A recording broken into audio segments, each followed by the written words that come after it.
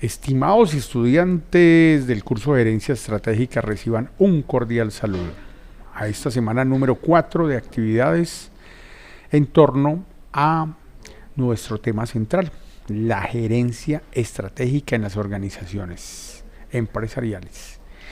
Vamos a abordar esta semana el libro Administración Estratégica y Política de Negocios, Conceptos y Casos, 10ª edición de Thomas Willing y David Hunger, profesores de distintas universidades, donde vamos a entrar en este tema de la formulación. Recuerden ustedes que iniciamos el curso explorando a la miopía del marketing y ese enfoque que Teodoro Levitt le da al concepto de marketing y al concepto de competitividad empresarial, cómo las organizaciones en su momento, como las describe él en la década de los 60, se ahogan en esa concepción de éxito y se embriagan de ese tipo de logros que aparentemente les van a garantizar un mercado permanente, eterno, pero muchas veces eso no dura ni una década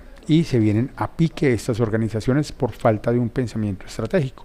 Vimos también en esa primera semana a las 5 fuerzas que mueven el mercado de Michael Porter, y precisamente 2-3 décadas después es que Michael Porter empieza a desarrollar toda esta literatura alrededor de la diferencia competitiva. ¿Qué es una diferencia competitiva? Es ese factor de éxito que desarrolla a partir del pensamiento estratégico, de una decisión estratégica, para ser distinto a los demás, para poderle llegar al cliente y para poder mantener la satisfacción de esa demanda del servicio o producto de mi organización, pero esa anticipación adicional a otras demandas o a complementar esa demanda que tiene el cliente de mi producto o servicio. En esa medida entonces hablábamos del Balance Scorecard en la semana siguiente y les anuncio a ustedes, vamos a tomar este tema porque es el tema central del curso para contadores públicos. ¿Qué queremos que hagan ustedes en un 9º, 10º semestre? Que terminen de pulir ese discurso que llevan, esa estructura profesional para que puedan participar en las juntas directivas, en las tomas de decisiones, porque ustedes van a hacer unos llamados permanentes a presentar informes, a dar su opinión sobre estas temáticas. Y la conceptualización del discurso de la gerencia estratégica es fundamental para ello. En esa medida entonces el Balance Scorecard se presenta como un mecanismo, una herramienta que es la que le hemos dado prioridad en este curso para desplegar esa gerencia estratégica, para lograr, para alcanzar esas metas establecidas dentro de ese modelo diferenciador. Entonces, ¿cómo se llega a establecer un Balance Scorecard? Pues primero hay que definir la estrategia. ¿Y cómo se define la estrategia? Hablábamos de unos elementos fundamentales que debe tener la organización. Una misión que define lo que hace y cómo lo hace. Una visión que define hacia dónde quiere ir, hacia dónde se quiere diferenciar. Unos valores que determinan las formas como hacemos las cosas, esa impresión intangible, esas características de lo humano que van adheridas al producto, pero que no son tangibles en lo material, pero que sí son percibibles por los clientes y los usuarios del servicio o del bien que se están utilizando. Adicionalmente, dentro de esos elementos fundamentales están los intereses de los inversionistas, de los clientes, los intereses de nuestros proveedores, de la sociedad en general y del Estado en específico como un representante de la sociedad que nos cobra un tributo para redistribuir la riqueza. Esos son unos stakeholders que, digámoslo así, son los principales y que definen esos elementos fundamentales de partida de una organización para establecer, en primer lugar, un análisis interno y un análisis externo, ¿cierto? El análisis interno pues tiene que ver con lo competitivo, tiene que ver con mi capacidad, pero particularmente lo ponemos aquí en segundo lugar es porque se hace posterior al análisis externo.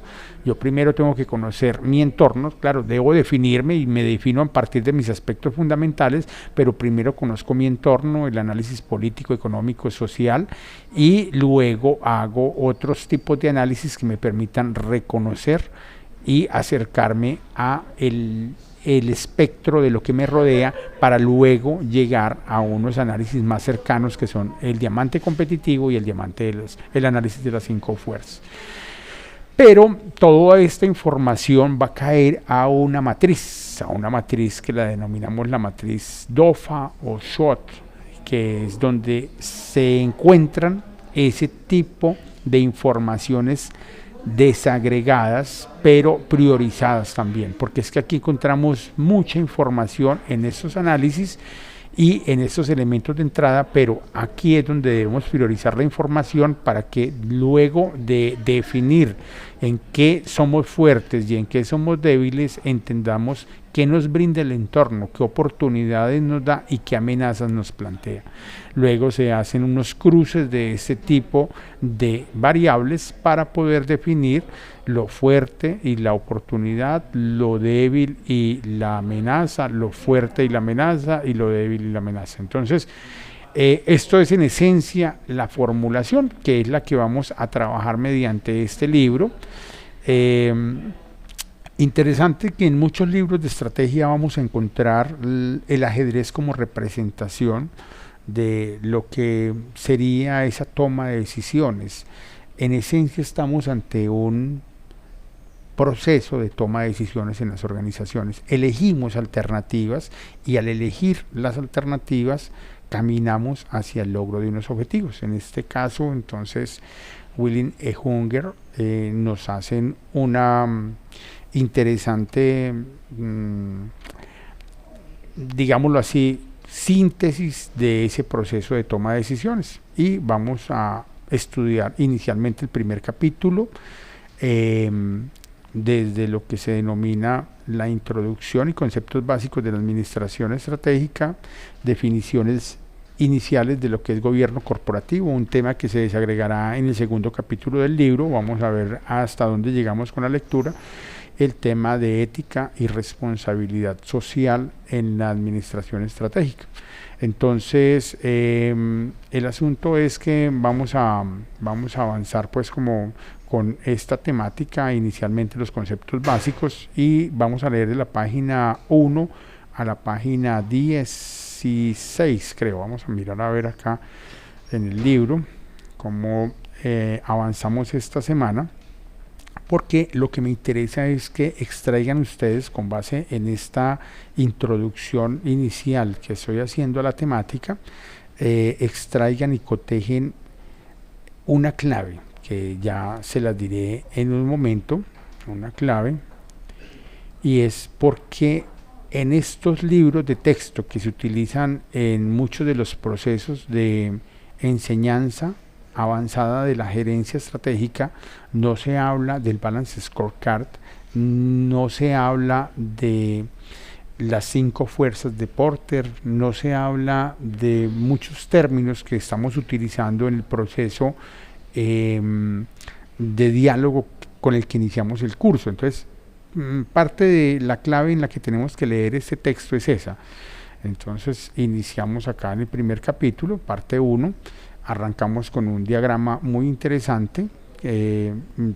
Parte de ese diagrama ustedes tienen que cotejarlo contra el que tiene el profesor. El profesor utiliza Mainster, ¿cierto?, para explicarles a ustedes y desagregar ciertos conceptos. El libro de Willing y Hunger utiliza un diagrama interesante que me gusta la forma como lo plantea, pero entenderán ustedes entonces aquí algunas cuestiones que el profesor va a ir a plantear, porque de nuevo entiendan, este curso es un curso de retos, de pensamiento. Ustedes ya son unos profesionales, aquí no les vamos a entregar un contenido simplemente para que lo aprendan de memoria o que crean religiosamente y sagrado en un autor. Aquí ustedes no le pueden creer a nadie. Ustedes en el desarrollo del pensamiento estratégico deben de partir de que son procesadores de diferentes versiones de información. Aquí no hay una fórmula mágica, aquí no hay una receta que nos solucione todo en la administración. Aplique esta receta, ya usted va a tener éxito garantizado. No, señor. En la toma de decisiones, el gobierno corporativo, las juntas directivas y los gerentes que están supeditados a esas decisiones de las juntas directivas tienen que explorar dentro de esta teoría, dentro de estos libros, y empezar a hacer pruebas en su organización. Y el asunto es cómo se llevan a cabo esas pruebas, qué tan rigurosos son las organizaciones en la definición y elección de una estrategia y qué tan cuidadosos son en mantener el seguimiento, la gerencia, la evolución, en ser sostenibles y constantes en su pensamiento estratégico. Ese es el punto esencial de este curso. Entonces vamos a explorar este diagrama, cómo lo explicamos. Parte del reto podrá ser explicar este diagrama con base en lo que vamos leyendo acá. Aquí hay unas aperturas con historias de algunas empresas, entre ellas la Boeing, otras empresas que llevan allí procesos de planeación financiera, planeación organizacional y cómo se llega al concepto de planeación estratégica, cómo tratan de argumentar allí en el inicio de un libro que se utiliza para posgrados. Este es un libro que se utiliza para un posgrado en una universidad colombiana, chilena, argentina. Entonces lo que quiero es que abordemos este texto desde esa página de primer capítulo, página 1, a la página creación de una organización que aprende, modelo básico de gerencia estratégica, hasta acá. Yo creo que hasta aquí, hasta la página número 12, creo que es la página número 12. Sí. Vamos hasta la página número 12, hasta el subtítulo que dice formulación de la estrategia. O sea, para la próxima semana vamos a terminar de leer eso, pero en este momento quiero que lleguemos hasta este diagrama, ¿cierto? Lleguemos hasta este diagrama y cotejemos el discurso que hay en este texto y que siempre vayan pensando, ¿por qué no se habla aquí de Balance Scorecard? ¿Por qué no se habla de cuadro de mando integral? ¿Por qué no se habla aquí de diagrama de las 5 fuerzas? ¿Por qué no se habla aquí del análisis PES? O si se habla, ¿cómo se dice? Listo. Entonces lo que quiero es que ustedes acá mantengan esa clave para la lectura y traten de procesar esta información. Entonces, desde la página 1 hasta la página 12, que es donde está este baloncito, hasta ahí ese baloncito van a tener que entenderlo y explicarlo dentro del proceso del reto de esta semana. Listo. Eso es entonces la primera lección, es aproximarnos a este libro, que es un libro de categoría universitaria de posgrado, y entender por qué de pronto el discurso con el que hemos arrancado estas primeras 3 semanas viene un poco a chocar acá. Entramos en un choque. No es que sea contradictorio, sino es por qué el uno no se inserta dentro del otro, o es nuestro trabajo hacer esa inserción. ¿Cómo lo hacemos? Avancemos entonces a la lección número 2.